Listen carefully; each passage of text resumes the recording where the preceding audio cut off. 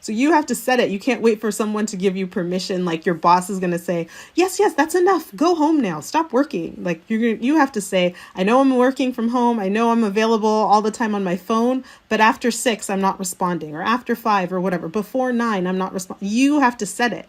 And then you have to enforce it. And the first couple of times you'll be like, remember I said I'm not going to do that, or this is what I am doing, whatever. It might be awkward and uncomfortable, but that's the part of you that has to, you have to activate. You have to activate that you're worth it and you're deserving of it. And there's nothing wrong with setting your boundaries.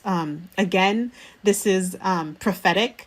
You know, the Prophet Muhammad ﷺ was the most compassionate, generous person there was, and people would come to him for advice, want to sit with him, want to be with him. Everyone wanted to be with him. He was an amazing person.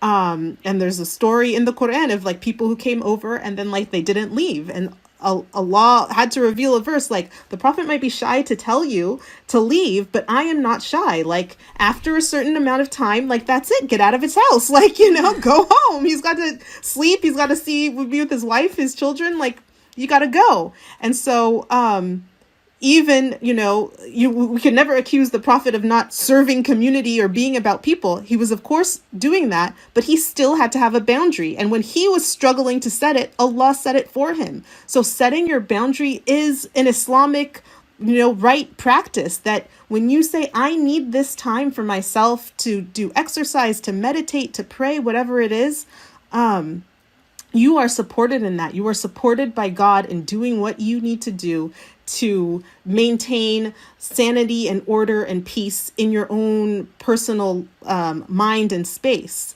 And especially for women, we tend to have this self-sacrificing notion that we're just supposed to give in and give up our whole life for everyone else. And that's not the case. That even the Prophet ﷺ, who was a mercy for the world, his whole life was for all of us, had to have boundaries. So we can have them too. You're not being selfish. You are being even more selfless by taking care of yourself. You have more to give. When you just run to burnout, you know what happens. Like, that's it. You're depleted. So boundaries right now is the number one thing to work on, to establish, even with, you know, we're talking to more people on the phone. If people are calling their parents on their phone and, you know, their parents want them to talk to them every day or something, to set a boundary. I'm going to call you every other day, or I'm going to call you every day, but I can only talk for 20 minutes.